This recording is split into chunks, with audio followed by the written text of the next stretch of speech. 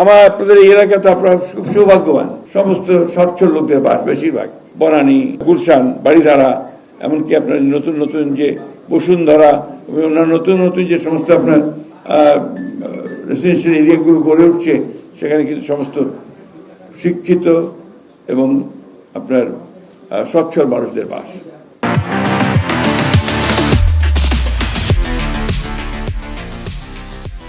আপনাদের জন্য অনেক সহজ যদি আপনারা আমরা যদি একটু মানুষের মধ্যে সেই সচেতনতা সৃষ্টি করার চেষ্টা করি, একটা মুভমেন্ট তৈরি করি, সেই মুভমেন্টটাকে কিন্তু আপনারা এগিয়ে নিয়ে যেতে হবে। এটাই আমার কাছে মনে হয় যে আমি এর আগেও বলেছিলাম, আমার কাছে মনে হয় যেটা যে আমরা যদি প্রাইমারি স্কুলগুলোতে, আমরা কিন্ডারগার্টেনগুলোতে বাচ্চাদের মধ্যে এই ধারণাগুলো সৃষ্টি করতে পারি যে আমাকে পরিষ্কার রাখতে হবে আমার শহর, আমার জায়গা, আমি যে স্কুলে থাকি সেটাকে, তাহলে কিন্তু আমরা অনেক দূরে এগিয়ে যেতে পারবো আমরা। তো সেই কাজগুলো করার জন্য আমাদেরকে ব্যবস্থা নিতে আমি মনে করি যে আজকে আপনারা এই যে সপ্তাহ পালন করুন বলছেন, আমি দেখলাম এক জায়গায়, তো সে সপ্তাহ পালন করলে স্কুলগুলোতে যেতে হবে আমাদের, প্রাইমারি স্কুল, কিন্ডারগার্টেনস অ্যান্ড স্কুলস, তাহলে কিন্তু আমরা অনেক দূর এগিয়ে যেতে পারবো। খাল সব বন্ধ হয়ে গেছে, এটা আমরা জানি সবাই। আমরা যখন কলেজে পড়তাম, ঢাকা কলেজে, তখন আপনার জৌড়া মার্কেট, যেটাকে আপনার বাংলা মোটরস, এর পাশে আপনার একটা বিশাল ন্যাচারাল খাল ছিল তখন একটা, ওখান দিয়ে বের হয়ে আপনার হাতি ঝিল যেটা বলছেন আপনার, সেখান দিয়ে বেরিয়ে যেত। এখন তো সমস্ত স্ট্রাকচার হয়ে গেছে, বাড়িঘর তৈরি হয়ে গেছে, সেটা আর নেই।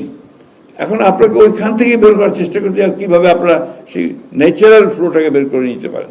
আমাকে প্রশাসক মধ্যে বলছিলেন এখানে অনেকগুলো খাল আছে, যে খালগুলো যদি পরিষ্কার করা যায় এবং যদি আউটলেট নিয়ে যাওয়া যায়, তাহলে কিন্তু আপনার অনেকটা সমাধান হয়ে যায়।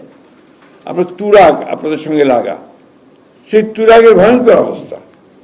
একবার দেখলাম যে আপনার সব তুরাগে জমি জমা ভাগ করা, নদীর পাশ দিয়ে ডিমার্কেশন হচ্ছে, তাক দিয়ে দেওয়া হচ্ছে, তার কিছুদিন পরে দেখলাম আবার সেখানে আপনার সেই বালু ফেলা হচ্ছে, সেখানে বাড়িঘর তৈরি করা হচ্ছে।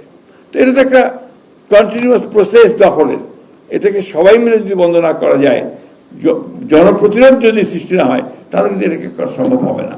এখানে একটা জনসচেতনতা সৃষ্টি করে গোটা শহরকে সুন্দর রাখার জন্য আমাদেরকে আন্তরিক হতে হবে সকলকেই। আমরা যখন নিজে ধরেন আমি রাস্তায় হেঁটে যাচ্ছি ফুটপাথ দিয়ে, আমি দেখলাম যে একজন কেউ কিছু ফেলছে, আমি কিন্তু যদি নিজে বলি যে ভাই এখানে না ফেলে আসুন আমরা বিনে ফেলি, তাহলে কিন্তু একটু এগিয়ে যাবে, সমস্যা আরও বেশি।